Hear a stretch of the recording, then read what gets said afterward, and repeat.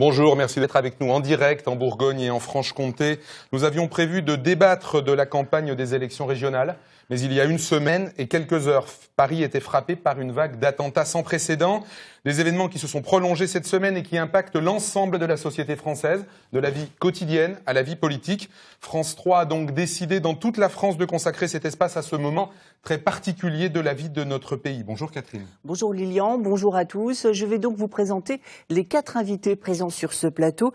Nous avons tout d'abord Éric Delzans, c'est le préfet de la région Bourgogne. Face à lui se trouve Frédéric Paillard, secrétaire régional du syndicat de policiers Alliance pour la Bourgogne et la Franche-Comté. Nous avons également présent sur ce plateau Thierry Falconet, maire de Chenôve, Parti socialiste, et puis Alain Chrétien, député maire de Vesoul, Les Républicains. Nous avions également invité un représentant de la communauté musulmane, imam et également membre du Conseil français du culte musulman. Malheureusement, il n'est pas présent ce matin et c'est bien dommage. Vous pouvez réagir aussi de chez vous grâce au réseau social Twitter avec les hashtags suivants LVEL Bourgogne, LVEL FC et LVEL BFC pour Bourgogne-Franche-Comté. Vos tweets seront passés à l'antenne après modération. Je le disais, le bilan est lourd, 130 morts, les objectifs ont marqué les esprits, un stade, une salle de concert, des terrasses de café, et les conséquences sont multiples. Mais avant de les aborder, un mot, un sentiment, un souvenir même pour vous quatre, en commençant par vous, Éric Delzans, préfet de Bourgogne. À quoi pense un préfet? D'ailleurs, comment est-ce qu'il apprend les événements, le préfet de la région à ce moment-là? Bonjour. Écoutez, comme beaucoup d'entre nous, je crois que je l'ai appris par un SMS. Immédiatement, j'ai suivi les informations en direct. J'ai surtout écouté le chef de l'État dans sa première déclaration nocturne, où il a annoncé qu'il allait décréter l'état d'urgence. Et à partir du moment où cette annonce était faite, évidemment, j'étais en première ligne dans le département de Côte-d'Or, dont j'ai la responsabilité en tant que préfet, parce que ça voulait dire que dans les heures qui allaient suivre, j'allais devoir mettre en œuvre les dispositions de l'état d'urgence. On peut se permettre d'avoir une pensée personnelle à ce moment-là. Voilà. La sidération devant l'ampleur de ce qui s'était passé, sans doute parce que aussi, comme tout un chacun, je pensais à des proches qui étaient à Paris, et puis surtout, je pensais à mon pays. Je pensais à mon pays parce que je voyais bien que nous étions rentrés, comme le disait le président de la République, en guerre, et qu'il fallait faire face, et que ma responsabilité comme préfet, c'était d'être à mon poste pour faire face dans cet état de guerre que le président de la République venait de constater. Frédéric Paillard, vous êtes policier. Est-ce que je pense que vous avez regardé à la télé, comme tout le monde, est-ce que vous pensez à vos collègues ou est-ce que vous pensez à toute autre chose? On pense déjà au pays en premier lieu, puisque les fonctionnaires de police sont quand même des serviteurs de l'État. Donc déjà, c'est déjà le pays avant tout, c'est la sécurité des personnes et des biens qui nous importent en premier lieu. Et ensuite, effectivement, passer la stupeur, la consternation et puis le moment d'incrédulité, on pense à tous ceux qui vont intervenir et notamment aux forces spéciales où ces collègues-là font vraiment un travail qui est exceptionnel et leur professionnalisme. Et vous avez eu peur pour eux? Évidemment qu'on a peur. Vous savez, on a peur. Je pense que maintenant, on est dans une situation où même en tant que représentant du personnel et représentant syndical, on a peur pour nos collègues tous les jours. Tous les jours, quand on voit sortir un véhicule, un fourgon police-secours sur une intervention, on se dit mais vers quoi ils vont et qu'est-ce qui peut se passer? Il n'y a rien, il n'y a aucune intervention banale. Maintenant, avec 1,5 million d'interventions par an, on ne peut pas dire qu'une intervention est banale. La moindre intervention peut dégénérer et on a malheureusement des collègues qui sont vraiment sous pression au quotidien. Thierry Falconet, quand on est maire d'une commune, à quoi on pense? Alors, est-ce qu'on pense à Paris, aux gens de Paris, ou est-ce qu'on pense très vite à sa commune et aux citoyens de sa commune et à ce qui risque de se passer dans sa commune? C'est quoi vos premières heures? D'abord, comme monsieur le préfet, j'étais prévenu par un SMS, et puis tout de suite, je pense que j'ai fait ce que bon nombre de concitoyens ont fait, c'est-à-dire je me suis mis devant les chaînes d'information continue, et puis voilà, j'étais dans la sidération, je suivais quasiment, j'ai suivi toute la soirée sur les chaînes de télévision, en voyant le bilan s'alourdir d'heure en heure, et tout de suite, très rapidement, effectivement, j'ai pensé à Chenôve, j'ai pensé à ma commune. Et puis, j'ai alerté mes plus proches collaborateurs pour qu'on se retrouve le lendemain matin. J'ai suivi également la première intervention du chef de l'État, et je me suis dit qu'il fallait que le lendemain matin, je sois dans mon bureau avec mes proches collaborateurs pour mettre en œuvre les mesures de sécurisation et de tranquillisation de la population. Et déjà dans la nuit, on sursaute au gyrophare, au bruit Bien sûr, et puis on a les yeux rivés sur le téléphone portable, on attend les réactions, les éventuels événements qui peuvent se dérouler sur le territoire de la commune. Alain Chrétien, vous êtes bien sûr un citoyen, vous avez 2 casquettes politiques, maire et député. Vous pensez à quoi en premier? Beaucoup de tristesse et ensuite de la colère. La tristesse de voir cette souffrance, de voir ces victimes, et ensuite beaucoup de colère de voir notre pays attaqué. Comme l'a dit le chef de l'État, c'est une guerre. Et ensuite, tout de suite, on réagit pour savoir comment, en tant qu'élu local, on peut réconforter, comment on peut soutenir nos concitoyens qui sont Parce qu'en tant que maire, vous êtes tout de surpris. suite sollicité? Bien sûr. Même dans une petite ville comme Vesoul, 15 000 habitants? Au contraire, dans une petite ville, on fait appel au maire beaucoup plus facilement que dans une grande ville. On est très paternaliste. Les gens ont besoin d'être rassurés. Et chez nous, qu'est-ce qui se passe? Et chez nous, qu'est-ce qui va se passer? Et puis ensuite, il y a les événements nationaux, siégés au Congrès, lundi. Et puis ensuite, cette loi qui prolonge l'état d'urgence. Une ambiance particulière à Paris, avec ce mélange de colère et de tristesse qui nous envahit. Parce que nous sommes avant tout, comme vous l'avez dit, des citoyens qui aimons notre pays et qui souffrons avec lui. Mais quand vous êtes au Congrès, vous avez le sentiment de vivre un moment historique, malheureusement historique. Malheureusement historique, un moment fort où on s'est tous retrouvés dans cette enceinte, les 1000 parlementaires, sénateurs et députés, avec le chef de l'État, avec le gouvernement. Et là, ça transcende les clivages politiques. Ce qui nous unit est plus fort que ce qui nous divise, même si nous avons encore des désaccords, bien sûr. Juste une parenthèse, puis on ne va pas passer le débat là-dessus, mais le mardi, il y a eu une séance plus que houleuse à l'Assemblée nationale. C'était quoi votre sentiment en tant que député de l'opposition? Je vous le dis, j'étais dégoûté, j'étais mal à l'aise. Je suis parti avant la fin de la séance parce que cette séance est à oublier. Cette séance marquait le niveau de tension qui existait à Paris, qui est un peu le concentré de la tension nationale d'aujourd'hui. Le lendemain a été beaucoup plus apaisé, beaucoup plus digne de ce que doit être un représentant de la nation, de ce que doivent être les représentants de la nation dans ces moments aussi difficiles. Alors, on le disait, ces attentats ont bien sûr causé une véritable déflagration, alors une émotion massive, des réactions diverses. On a déjà commencé ce chapitre-là en parlant et du lundi et du mardi. Racontez-nous, chacun à votre niveau, les jours qui ont suivi, on va dire, Éric Delzan. Alors, vous le disiez, très vite, état d'urgence, donc un certain nombre de conséquences.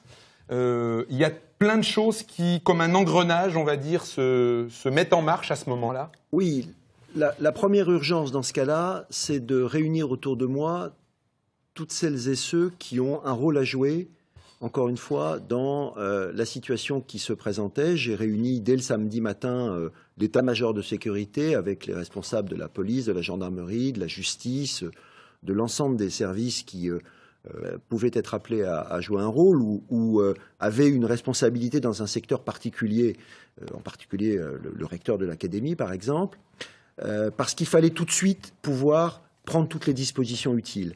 Il fallait par exemple savoir si j'avais à interdire ou pas.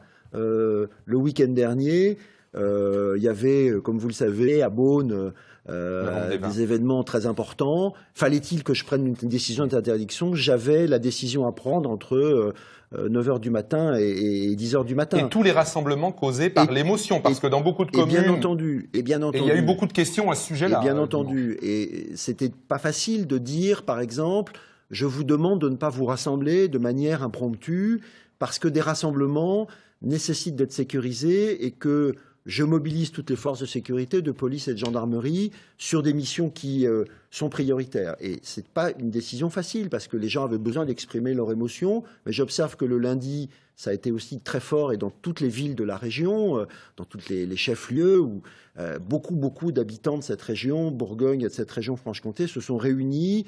Il y a eu des milliers d'habitants qui sont sortis de chez eux, qui ont respecté une minute de silence, qui ont chanté la Marseillaise ensemble. Et ça, c'était un moment très fort. Alors, il y a eu un autre moment très fort, pardon, je terminerai là-dessus. le mardi, nous avons été réunis tous les préfets de France au ministère de l'Intérieur, et ce qui est quasiment sans précédent, le président de la République est venu lui-même nous parler et il nous a mobilisés. Et je crois que nous sommes repartis de là, tous les préfets, avec notre feuille de route pour, encore une fois, la sécurité des Françaises et des Français. Alors, nous avons 2 maires sur ce plateau.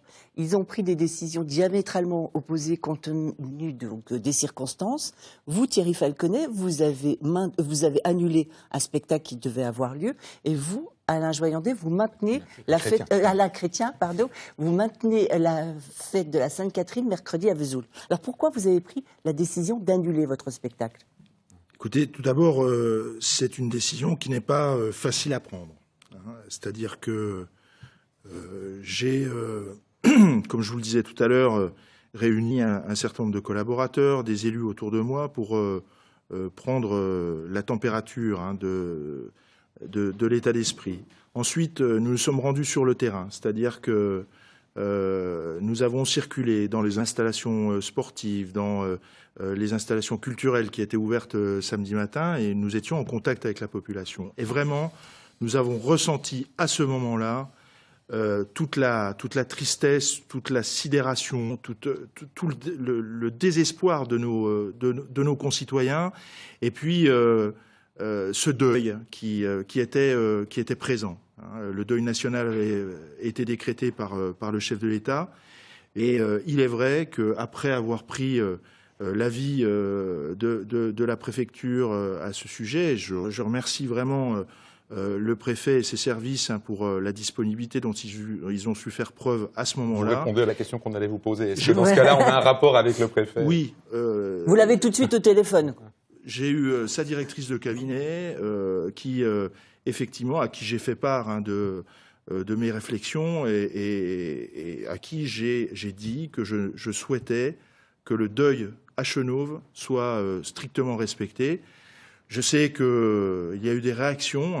Mais c'est pas par peur que vous avez annulé. Non. C'était vraiment par dignité et par décence pour les 130 victimes et les 300 blessés des attentats de Paris. Alors ça venait très vite, effectivement. On va dire la dimension temporelle est différente pour vous, pour un événement qui vient un peu plus tard. C'est mercredi, voilà. 25 novembre, un événement de très grande ampleur en même temps. C'est 20 000 personnes dans les rues? C'est ça. L'année dernière, après Charlie, devais faire mes vœux pour le Nouvel An. Je les ai effectivement annulés. C'était le lendemain.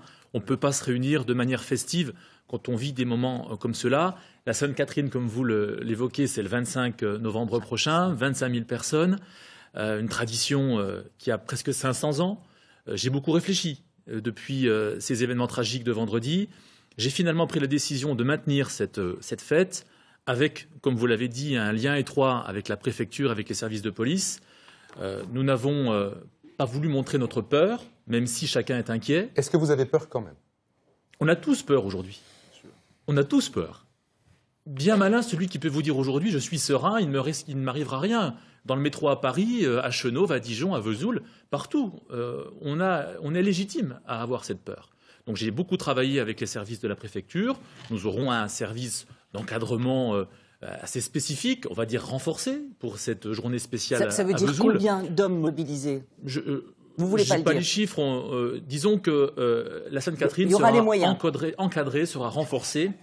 Une coopération exceptionnelle entre la gendarmerie, la police nationale, la police municipale, l'ensemble des services qui concourent à la sûreté des Français au quotidien. Et là aussi, je salue l'efficacité avec laquelle tous ces services ont mis en œuvre leurs efforts. S'il y a un souci, c'est vous, Alain Chrétien, bien sûr, qui êtes responsable. Bien sûr, je l'assume, mais les maires le savent. Nous sommes en première ligne sur tous ces sujets-là. Et j'ai pris cette décision en mon âme et conscience, en ayant toutes les garanties que nous puissions passer une journée en toute sécurité et en toute sérénité. Mais après, personne n'est à l'abri. Faut-il que la France s'arrête parce que certains terroristes veulent lui faire peur? Faut-il qu'on renonce à nos traditions, à nos valeurs, à ce qui nous est cher, parce que certains veulent nous anéantir? Eh bien non. Il faut que nous soyons tous debout face à ces menaces, nonobstant le fait qu'elles sont réelles et qu'on doit en prendre conscience. On parlait de sécurité justement, Frédéric Paillard. Vous étiez sur ce même plateau il y a quelques semaines.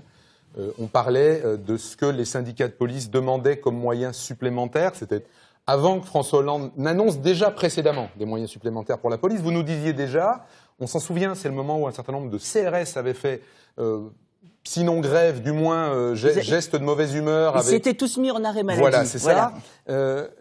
Et là, ça veut dire quand même que ce qui se passe vient sur un terreau dans lequel les forces de sécurité en France sont à 100% déjà depuis des mois et des mois. Est-ce que c'est faisable de votre point de vue? Ou en tout cas, est-ce que c'est une inquiétude qui traverse les syndicats? Je pense qu'on va arriver au bout d'un exercice qui était déjà assez compliqué et périlleux, puisqu'on avait dans les services, on commençait, on va dire très officiellement, à se remettre de l'après-Charlie. Les collègues ont commencé à reprendre une vie un peu normale dans les services en ayant à l'idée qu'éventuellement il y avait toujours la menace, puisque la menace après Charlie, elle a été identifiée, elle ne devait pas s'arrêter comme ça. Ça, c'est une évidence. C'est faire preuve de pragmatisme et de réalisme de réagir comme ça. Mais derrière, il est vrai qu'on a des collègues là qui ont des amplitudes de service qui sont assez importantes. On a des contraintes de service et chaque événement qui n'est pas prévu ou prévisible amène des modifications dans le fonctionnement de la police et dans la vie quotidienne de nos collègues. Donc on voudrait vraiment que les choses soient faites et qu'il soit vraiment pris en compte cette spécificité et que les moyens qui sont promis arrivent rapidement. Un mot sur la spécificité de ces attentats. Pour la première fois en France, il y a eu, alors le mot est peut-être pas approprié, mais des kamikazes. Ça veut dire non pas des gens que vous pouvez arrêter en tant que force de sécurité, mais est-ce que ça veut dire que dans la tête de la police, de la gendarmerie, des forces spéciales, on instaure un nouveau rapport, une nouvelle dimension, et donc de nouvelles façons d'agir? Ça devient beaucoup plus compliqué d'intervenir et d'agir, puisque là, on est vraiment sur quelque chose qui peut être sournois et qui est totalement imprévisible et qui peut frapper n'importe où. Et sur toute intervention de ce type-là maintenant, le risque d'avoir quelqu'un avec une ceinture d'explosifs ou d'avoir quelqu'un qui a piégé un appartement ou quelque chose est de plus en plus important. Donc les moyens d'intervention et les méthodes d'intervention, forcément, ne seront pas les mêmes. Alors, quand vous dites manque de moyens, d'effectifs, etc., ça veut dire que déjà les gens qui sont sur le terrain sont épuisés, donc ils sont peut-être plus en mesure d'assumer correctement leur mission? On peut être inquiet sur la santé et sur la sécurité des collègues. Mais on a des collègues qui sont très professionnels et qui font vraiment leur travail avec abnégation. Quand on a des gens qui sont capables de travailler 21 heures d'affilée sur certains services, ça démontre quand même l'engagement de nos collègues et ça démontre l'engagement des forces de police, de gendarmerie et des militaires sur un sujet qui est vraiment sensible pour garantir la sécurité au quotidien. Éric Delzan, quand on déclenche tout ce que vous avez dû déclencher au soir des attentats, on sait aussi que les forces de sécurité sont déjà dans un flux extrêmement tendu. C'est possible de le prendre en compte ou finalement il n'est pas question de le prendre en compte à ce moment-là? Évidemment qu'il faut le prendre en compte et je voudrais à cette occasion rendre hommage au travail et à la mobilisation de ces forces de police et de gendarmerie, mais aussi des militaires et de l'ensemble de ceux qui concourent à la sécurité de nos concitoyens. Je voudrais dire que par rapport aux deux réactions qui ont été celles des maires que vous avez interrogées, je crois qu'elles étaient toutes les deux très bonnes. Celle de l'immédiateté, de respecter le deuil, et puis celle de dire il faut que la vie de ce pays continue. Il faut que ce qui fait la force même de notre pays, ses valeurs, sa culture, continue.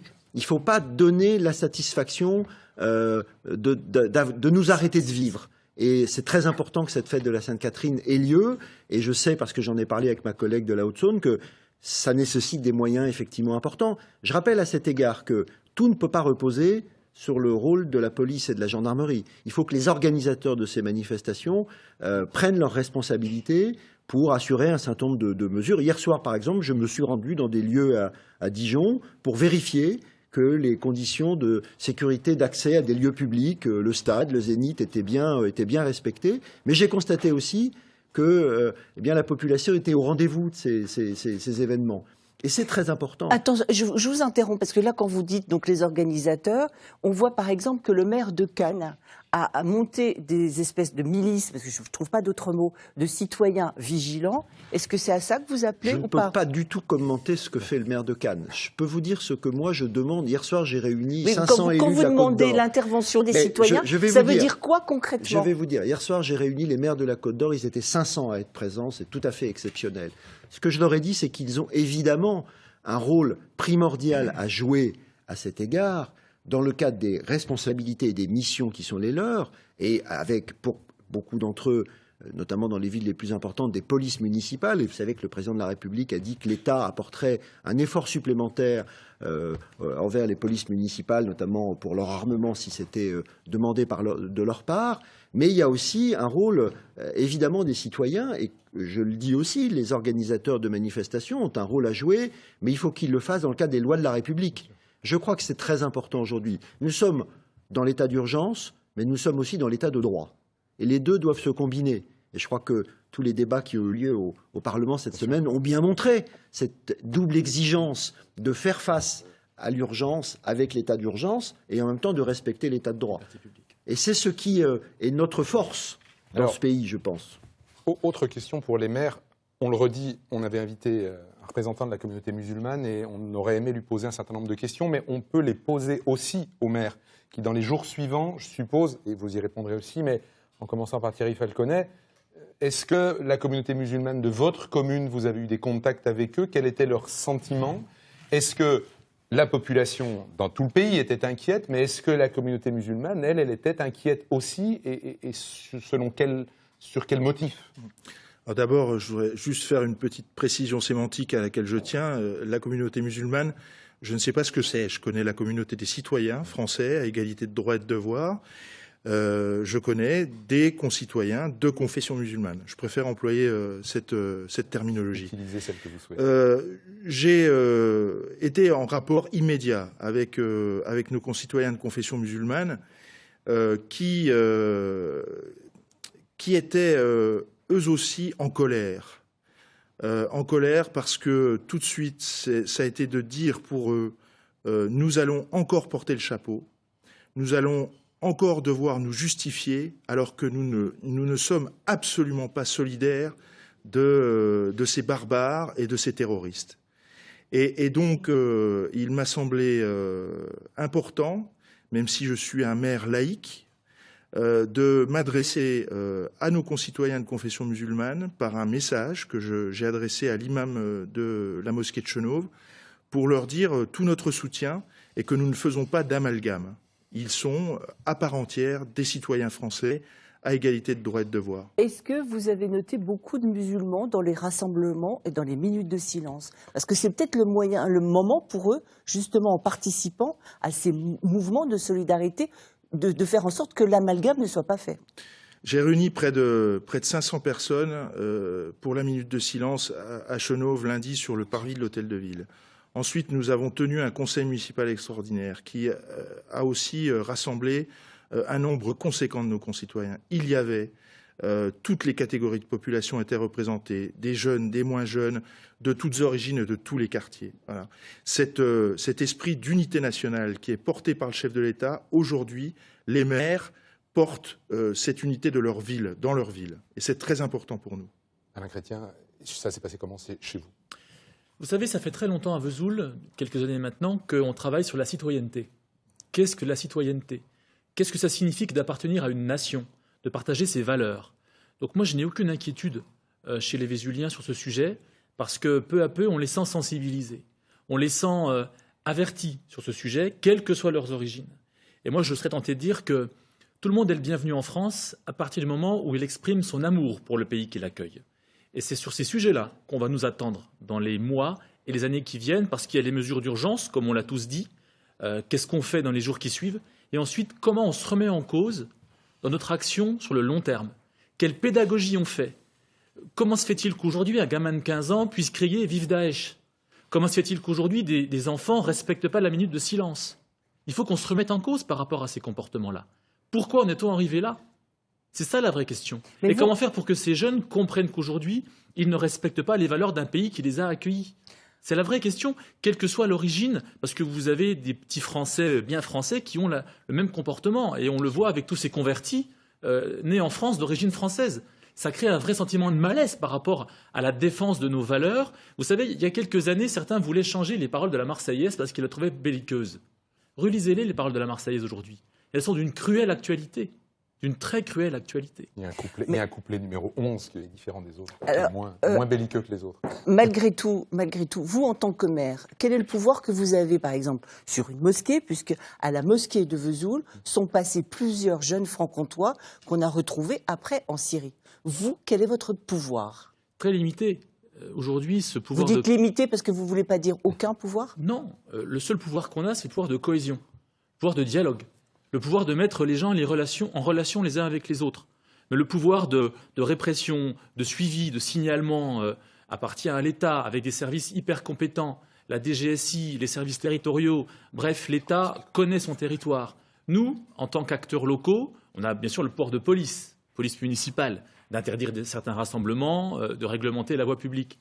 Notre travail, c'est surtout un travail de coopération entre les gens, de tisser des liens entre les gens, de tisser des ponts entre les communautés qui ne se parleraient plus. Et c'est un travail quotidien. Il faut aller dans les quartiers, en civil, entre guillemets, sans la cravate et le costume, pour parler avec les gens. Ça, c'est notre vrai pouvoir. Le pouvoir juridique, le pouvoir militaire, le pouvoir de sécurité, il est très limité pour un maire. Il appartient à l'État et on est là pour soutenir l'État dans ce travail fondamental de sécurité et de surveillance du territoire qui est essentiel. Thierry Falconet, vous vouliez répondre? Non, ce n'est pas une réponse, c'est peut-être un complément. Prolongé. Un complément. Vous avez fait référence tout à l'heure aux attentats du mois de janvier. Oui. J'ai eu dans la population de Chenôve, et notamment dans la jeunesse, des réactions assez fortes à ce moment-là. Au mois de janvier, après Charlie. Au mois de janvier. Des gens qui ne se reconnaissaient pas nécessairement dans le slogan « Je suis Charlie », dans la mobilisation. Aujourd'hui, après ces attentats, les choses ont changé. C'est-à-dire que le caractère aveugle, les balles ne sont pas racistes. Elles n'ont pas été racistes vendredi soir. Elles ont touché tout le monde. Je pense aux deux Creusotines, voilà, d'origine étrangère, qui ont été tuées pendant ces attentats. C'est-à-dire qu'il y a une véritable prise de conscience aujourd'hui que ces attentats peuvent toucher n'importe qui. Ce que vous êtes en train de dire, c'est que ce soit Mohamed Merah ou que ce soit à Paris au mois de janvier, on a tué des militaires, des policiers, des juifs, des journalistes. Quelque part, ils l'avaient cherché. Ce n'est pas ce que je dis. Non, ce n'est pas ce que je dis. C'est ça. Ah, c'est ça. Vous êtes en train de dire que la réaction est différente parce que cette fois-ci, la victime est universelle. Oui. Alors qu'avant, dans la communauté musulmane, même si vous n'aimez pas ce mot-là, en fait, certains étaient « je suis Charlie », mais quelque part, ils l'ont bien cherché. De manière très minoritaire. Ça existait. Et là, on ne l'a pas vu cette fois-ci. Et là, je ne l'ai pas ressenti dans la commune dont j'ai la responsabilité. On va avancer sur ce débat. On a parlé de la semaine qui a suivi. Et puis maintenant, on va entrer dans le long terme, puisque en fait, ces attentats posent un certain nombre de questions, d'évolution de notre société, en commençant par notre vie quotidienne, Éric Delzan. Est-ce que vous, votre sentiment, ou en tout cas le message, puisqu'on sait que les préfets ont rencontré le président de la République, les maires aussi ont rencontré le président de la République pour un certain nombre d'entre eux, est-ce que ça veut dire que notre vie quotidienne va changer? Est-ce que ça veut dire qu'on vivait sans se rendre compte de ce qui pouvait nous arriver, qu'à partir de maintenant, plein de choses seront différentes? Alors d'abord, il s'est passé un certain nombre de choses cette semaine qui justement tiraient leur source dans les décisions qui ont été prises au plus haut niveau de l'État. L'état d'urgence, ce n'est pas juste un mot, c'est un certain nombre de réalités qui m'ont permis en tant que préfet, comme à tous mes collègues des départements des deux régions, de prendre un certain nombre de mesures fortes. Et nous allons d'ailleurs poursuivre dans cette voie renouvelée et amplifiée, puisque le Parlement a définitivement voté hier et la loi a été promulguée ce matin sur l'état d'urgence. Et donc, par exemple, dans les 8 départements des deux régions, cette semaine, il y a eu une cinquantaine de perquisitions administratives décidées par les préfets et qui ont permis de traiter un certain nombre de situations. Pourquoi maintenant 50 ? Pourquoi pas dans les mois précédents, puisque là, d'abord, dans les mois précédents, l'état d'urgence n'était pas déclaré et il ne pouvait pas y avoir de perquisition administrative. Donc c'est déjà une bonne raison. Mais elles auraient pu se faire sur un autre motif juridique, on va dire. Sous la procédure habituelle. Elles auraient pu se faire habituelles. Vous savez, on ne fait pas de perquisition en temps normal autrement que par la voie judiciaire. Donc l'état d'urgence, c'est aussi une réponse d'immédiateté par rapport à une situation particulière, qui est celle de ce que notre pays vit depuis une semaine. Donc je crois qu'il faut que chacun sache que la réponse, elle est apportée.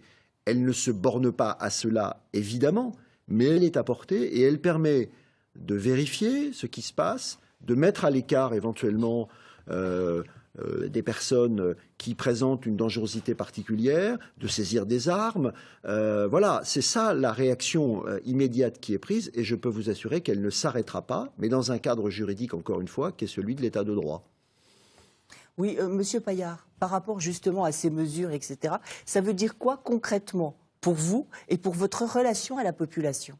Concrètement, ça veut dire qu'on a une modification quand même des méthodes de travail. La situation d'état d'urgence conduit aux perquisitions administratives, comme l'a dit Monsieur le Préfet, permettent quelques contrôles.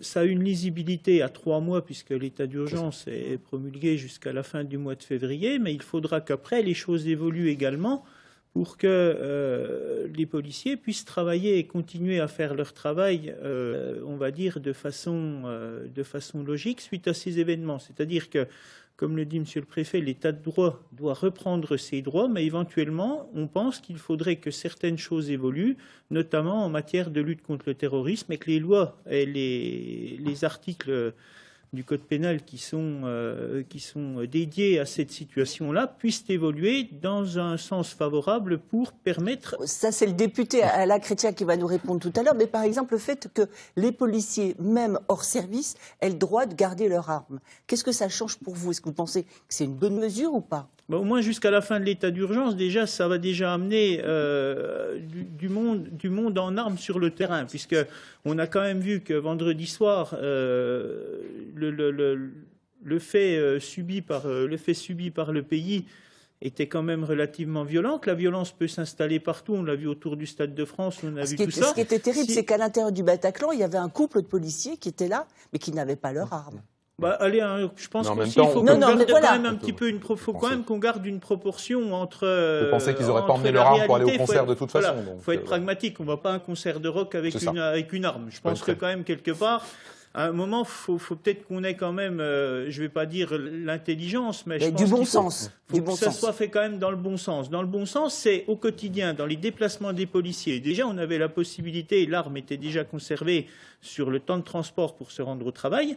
Mais après, on peut imaginer qu'un policier qui fait ses courses un samedi après-midi ou qui est en mission de liaison pour un motif personnel, s'il est armé et qu'il constate un fait, de toute façon, le policier est policier 24 heures sur 24. Ça, je pense que quelque part, on est dans la règle. Et un des outils et un des matériels mis à disposition des policiers pour arrêter les forfaits, c'est l'arme de service. Donc avoir son arme de service au quotidien, sur la base du volontariat et dans des conditions encadrées, ne peut qu'améliorer la sécurité. Alors, puisqu'on parle d'armes, avant de parler loi et évolution des lois, puisqu'on a un législateur, mais on a 2 élus, un mot quand même, on sait que le président de la République, mercredi, devant 2500 maires, a annoncé que l'État était prêt à aider toutes les communes qui le souhaitaient à armer leur police municipale, pour ceux qui le souhaitent. Il y a eu des réactions très diverses, des gens qui s'étaient déjà lancés dedans et qui souhaitaient continuer, des gens qui n'ont pas voulu. Quelles sont vos réactions aux uns et aux autres? Quelle est la situation chez vous, Alain Chrétien? Qu'est-ce que vous avez pensé de ça? Et puis, Thierry Falconet va nous dire aussi. Il n'y a pas une police municipale, il y a des polices municipales, avec des contextes très différents entre les villes et entre les communes. La ville de Nice, par exemple, a une police municipale énorme, avec beaucoup d'équipements. Alors que dans nos petites villes moyennes, vous savez, moi j'ai 9 policiers municipaux, ça veut dire que j'en ai 4 ou 5 sur le terrain. Donc il faut doubler l'effectif pour avoir un effectif à peu près correct dans une ville de 15-17 000 habitants. Je ne suis pas pour l'armement général des polices municipales. Je suis pour qu'on puisse donner aux policiers municipaux des moyens supplémentaires en termes de contrôle d'identité. Il faut que le policier municipal puisse demander l'identité à un citoyen dans la rue. Alors ça pose des problèmes juridiques puisqu'il faut avoir les pouvoirs de police judiciaire. Il y a une réforme à faire. Plus de pouvoirs juridiques pour les policiers municipaux. Ça, il faut que tout le monde en soit doté. Par contre, l'armement des polices municipales doit être fait en fonction du contexte municipal et de la volonté de la commune, mais surtout pas armer toutes les polices municipales. Thierry Falconet. Moi, je n'y suis pas favorable. Vous avez posé la question à vos policiers? Je n'y suis pas favorable. D'ailleurs, un certain nombre de collègues de l'agglomération se sont exprimés, François Rebsamen, le maire de Longwy, le maire de Quetigny. Donc moi, je n'y suis pas favorable. J'ai interrogé les policiers municipaux à ce sujet. Je voudrais saluer leur mobilisation exemplaire ces derniers temps, parce que ce week-end, par exemple, je leur ai demandé de suspendre leur congé. Ils étaient présents sur le terrain, ils ont été en contact avec la population. Vraiment, ils ont fait un travail remarquable. Je n'y suis pas favorable parce qu'ils mènent d'abord une mission de police de proximité. Voilà, donc ils sont au contact. Ils sont au contact parfois de manière un peu rugueuse avec la population, et ils font leur travail dans des conditions qui sont difficiles. Je rappelle, Chenôve, quartier prioritaire politique de la ville, c'est pas simple d'être policier municipal dans une commune comme la mienne. Ils font leur travail avec beaucoup de professionnalisme. En revanche, que nous nous préoccupions de leur sécurité à eux, c'est-à-dire qu'ils sortent avec les gilets pare-balles, qu'ils sortent avec une GoPro, avec une caméra lorsqu'ils ont des interventions sur la voie publique. Il y a aussi la coordination avec la police nationale, chose auxquelles nous tenons et auxquelles nous travaillons quotidiennement. Il y a aussi tous les dispositifs de vidéoprotection qui existent et qui peuvent être aussi utilisés. Donc je pense que nous disposons déjà, les maires, d'un certain nombre de possibilités en le domaine. Je pense que l'armement n'est pas aujourd'hui l'actualité. Qui dit armement de la police municipale dit évolution législative, dit formation des policiers municipaux et surtout changement de nature de leur mission quotidienne. Est-ce que d'avoir une arme, ça les mettrait encore plus en danger ? Pas forcément tout le temps, quand même. Oui, non, mais... Pas forcément tout le temps, mais je pense que ça n'est pas la solution. C'est pas leur mission, c'est pas comme ça que vous envisagez leur mission. À moins que l'État ne décide d'une évolution sensible des choses, je pense que ce n'est pas aujourd'hui la mission de la police municipale. Éric Delzans, ça fait partie des choses qu'il faut prendre en compte aussi. Il y a la police nationale, il y a ce que les communes sont capables de faire avec leurs policiers, mais aussi des polices municipales qui sont différentes d'une commune à l'autre, et ça, vous devez en tenir compte ? Moi, je crois que ce qui est important, et monsieur le maire de Chenôve va parler de coordination, moi je parlerai aussi de complémentarité. Il faut qu'il y ait une réelle complémentarité entre ce que fait l'État avec ses forces, que ce soit la police nationale, la gendarmerie nationale, et puis ce que font les communes avec leur police municipale. Et monsieur le maire de Vesoul a tout à fait raison.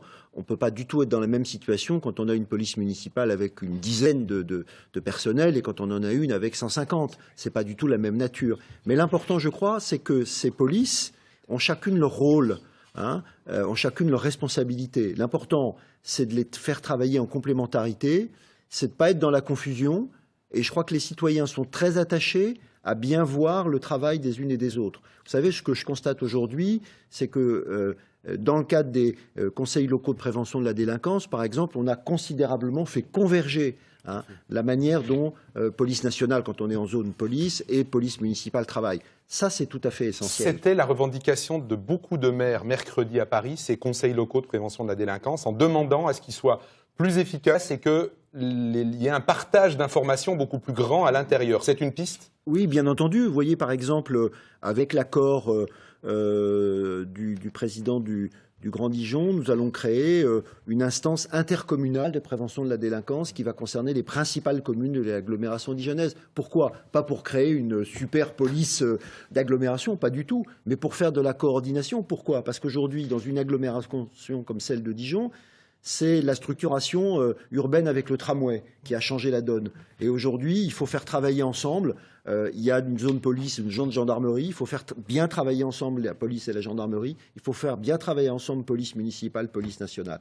Voilà, je crois que c'est ça qu'attendent nos concitoyens, c'est de voir que tous les acteurs de la sécurité travaillent ensemble, encore une fois, pour la sécurité collective.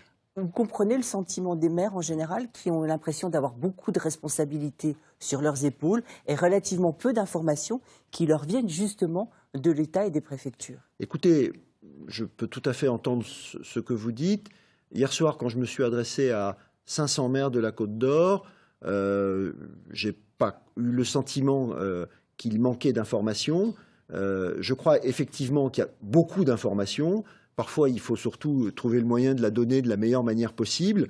Je crois que c'est effectivement un souci permanent qui est le mien. Et moi, j'ai dit à tous les maires de ce département, et je pense que mes collègues en font autant, dès que vous avez une question que vous vous posez, appelez-moi pour me dire, voilà, il y a telle situation, monsieur le préfet, qu'est-ce que vous pensez qu'il faut qu'on fasse ? Il y a telle manifestation qui se tient, comment est-ce que je dois faire ? On est là pour... je veux dire, moi, j'ai une fonction de conseil, hein, et puis, vous savez, on est souvent plus intelligent à plusieurs. Frédéric Paillard, un mot quand même sur l'armement des polices municipales. Quelle est la position de votre syndicat là-dessus? Est-ce que c'est une bonne idée? On se rappelle quand même que dans les événements de janvier, les policiers municipaux ont été pris pour cible immédiatement et ils n'étaient pas armés. Ça fait partie, si vous voulez, de nos revendications, puisque Monsieur le Préfet a employé des mots pour qualifier les partenariats. Nous, au niveau d'Alliance Police Nationale, on appelle à une coproduction de la sécurité. C'est des mots qui sont forts quand même, puisque quand on dit coproduction, c'est qu'on veut que tous les acteurs qui sont chargés de la sécurité soient dotés des moyens qui permettent de garantir la sécurité et qu'on ait une interconnexion entre tous. Que ce qui est fait par les uns soit utile aux autres et vice-versa.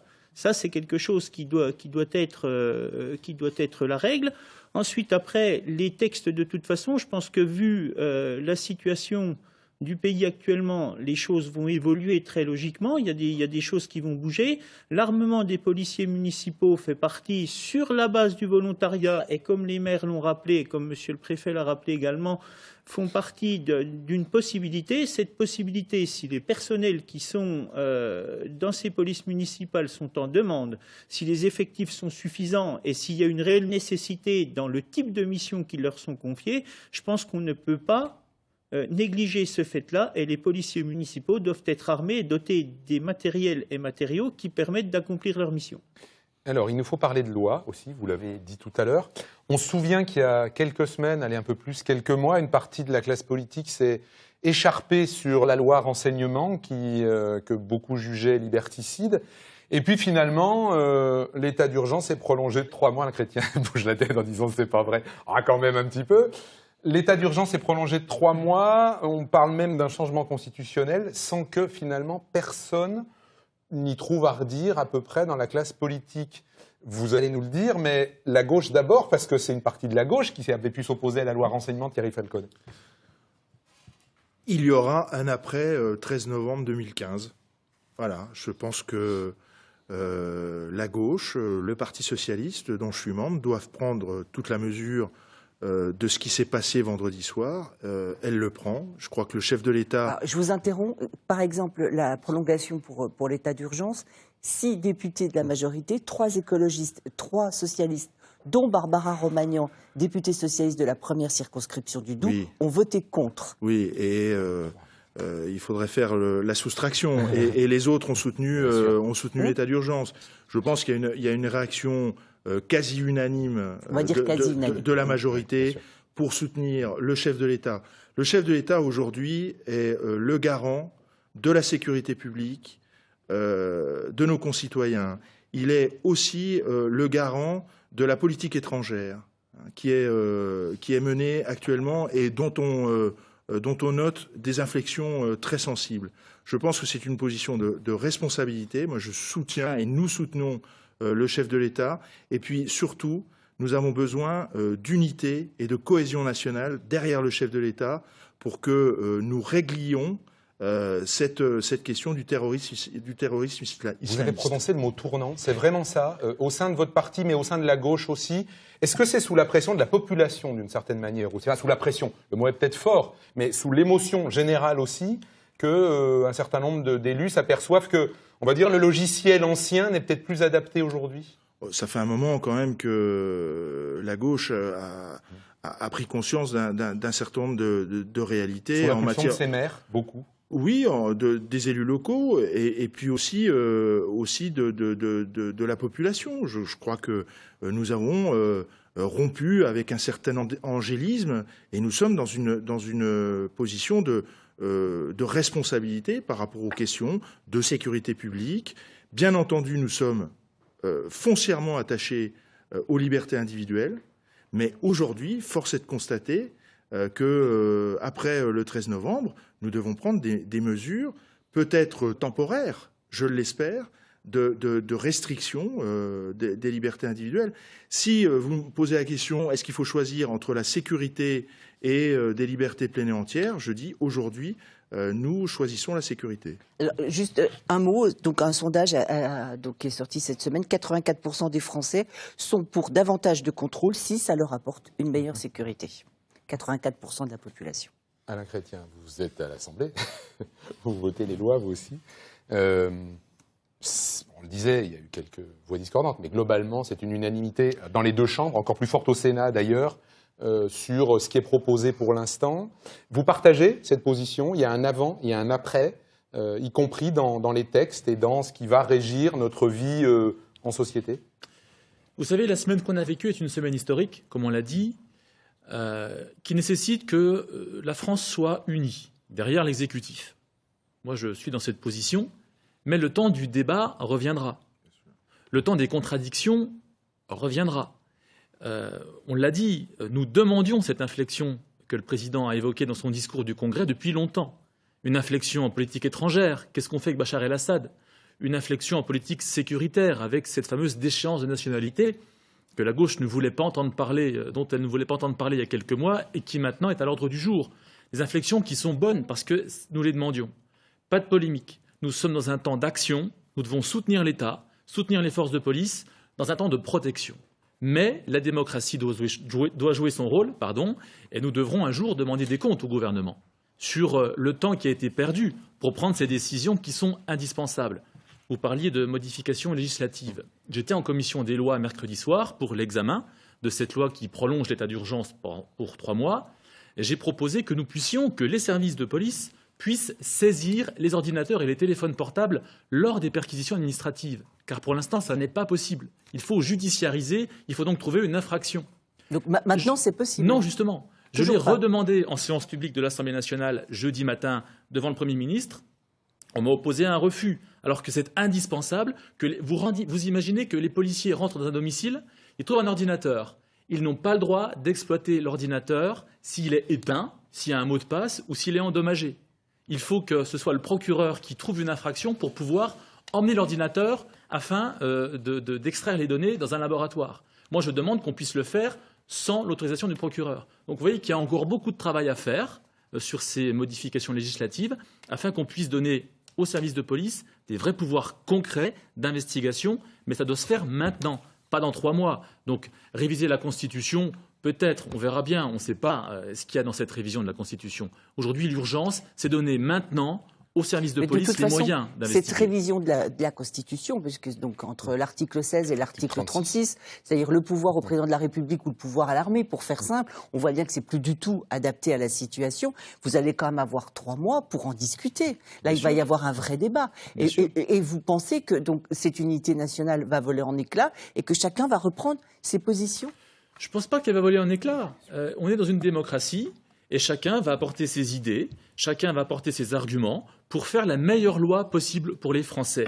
Quand une loi est bonne, moi je la vote. La loi sur le renseignement, je n'ai eu aucun état d'âme à la voter, même si elle a été défendue par Jean-Yves Le Drian et Emmanuel Valls. Je l'ai votée des 2 mains, parce que c'est une bonne loi, même si elle vient d'un gouvernement que je ne soutiens pas. C'est ça la différence. Unité nationale ne veut pas dire uniformité nationale. On a le droit de ne pas être d'accord sur tout à partir du moment où on apporte les bons arguments qui arrivent à convaincre l'autre partie de l'Assemblée nationale. C'est ça la vraie démocratie. Alors l'autre partie voulait répondre, même si elle n'est pas l'Assemblée nationale. Pour oui, non, simplement la loi sur le renseignement est une bonne chose. Voilà, nous avons besoin, l'État a besoin aujourd'hui de muscler son dispositif en matière de renseignement intérieur. Et puis, donc M. Chrétien soutiendra également la proposition du chef de l'État de rétablir des effectifs de police qui manque cruellement sur le terrain, et je pense que ce n'est pas le syndicaliste policier qui me démentira. Je rappelle, 13 000 fonctionnaires de police ont été supprimés. Le chef de l'État a annoncé le recrutement de 9 000 fonctionnaires supplémentaires, ce qui reviendrait à rétablir le niveau des fonctionnaires de police au niveau avant 2007, et je trouve que c'est une excellente chose. Effectivement, la justice, la police a besoin de moyens. Encore faut-il qu'il y ait suffisamment de fonctionnaires pour pouvoir remplir ces missions. Un mot sur jusqu'où on va. Les Américains ont vécu quelque chose d'assez équivalent, on pourrait peut-être comparer, c'est le 11 septembre. On se rappelle qu'il y a eu par la suite le Patriot Act, qui a eu un certain nombre de choses aux États-Unis. Certes, les deux régimes ne sont pas comparables. Néanmoins, on est allé très loin dans ce pays. Ça a été Guantanamo, ça a été, on le sait aujourd'hui, on est allé jusqu'à torturer des gens. C'est difficile de vivre ces moments-là pour l'État aussi, parce que la question, c'est la limite haute. Éric Delzan, on perquisitionne, mais jusqu'où on va? Qu'est-ce qu'on fait et quelles sont les bordures? Les bordures, c'est comme je l'ai dit tout à l'heure, la Constitution, l'État de droit. Mais cela permet quand même un élargissement assez important des capacités d'action.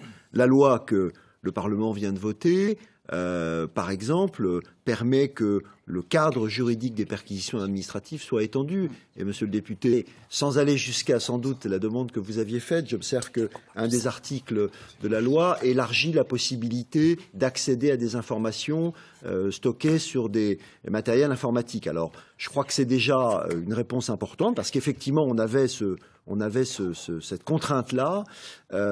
Non, je pense que, après, il ne m'appartient pas de me prononcer sur l'ampleur des autres réformes qui ont été annoncées. Je constate simplement qu'avec la loi qui a été promulguée ce matin, les conditions dans lesquelles l'état d'urgence s'applique et les pouvoirs qui sont donnés à l'autorité administrative, et je rappelle que ce sont des pouvoirs graves, parce que ce sont des pouvoirs qui habituellement ne lui sont pas conférés. Et que quand on est en responsabilité dans ce type de situation qui touche aux libertés individuelles, comme l'a rappelé tout à l'heure Monsieur le maire, il faut le faire évidemment en respectant scrupuleusement les règles. Mais j'observe que les pouvoirs qui me sont désormais donnés vont me permettre effectivement, je pense, de traiter encore mieux les situations préoccupantes. Avec cette difficulté que, sous le coup de la colère, je pense à la population, beaucoup de gens le disent, il y a la colère, mais il faut faire attention de ne pas aller trop loin. Ça concerne tout le monde, Frédéric Paillard, y compris les forces de l'ordre, parce que l'émotion, elle peut être très forte à certains moments. Tout le monde doit réussir à garder son sang-froid, et ça, c'est une question qu'on peut poser finalement à tout le monde, mais en commençant par vous, bien sûr. Garder la tête froide dans une telle situation, je pense que c'est la règle, et puis c'est ça qui va garantir qu'on puisse vivre vraiment pleinement en sécurité. Donc c'est sécurité, mais pas tout sécuritaire. C'est ça, si on résume? Je pense qu'il faut quand même trouver le juste milieu, et puis il faut quand même que malgré tout, on n'oublie pas qu'on est quand même dans un pays de liberté, et que ces libertés, les services de l'État en sont les garants, et on ne doit pas, sous prétexte de réaction émotionnelle, cautionner n'importe quoi. Alain Chrétien, quand la population est inquiète, quand la population demande, les élus doivent aussi tenir. On ne gouverne jamais sous la colère. Il faut toujours du recul, il faut de la distanciation par rapport à tous ces événements. Moi, je comprends la colère des Français. Je comprends leur sentiment de révolte par rapport à cette violence. Et je la partage. Simplement, quand on est responsable politique, on doit prendre ce recul nécessaire pour prendre les bonnes décisions au bon moment. Interdire ou pas une manifestation, prendre une décision de restriction des libertés, tout ça sont des choses extrêmement lourdes qui nécessitent pas de la froideur, mais un peu de distance par rapport à l'actualité, parce que nous sommes, comme vous l'avez dit, des garants des libertés publiques, et on ne doit jamais agir sous le coup de la colère. C'est ça, en démocratie, qui est indispensable. Thierry Falconet, c'est la même chose, parce que l'émotion, elle peut être forte dans une commune? Oui, elle est forte dans une commune, mais elle est forte sur l'ensemble du territoire national. Juste peut-être une remarque. Qu'ont cherché à faire les terroristes vendredi soir? Ils ont cherché à abattre ce qui fait la France, c'est-à-dire une terre de liberté, la patrie des droits de l'homme. Chercher à diviser la population, à nous amener dans la terreur et dans l'effroi. Et la France est un grand pays. Elle doit réagir à la hauteur de cette vision universelle qui a toujours été celle de la nation française. Et en ce sens, je pense qu'il faut que nous trouvions des mesures proportionnées par rapport à cette demande légitime de sécurité de nos concitoyens et le maintien de ce qui fait la beauté et la grandeur de notre pays.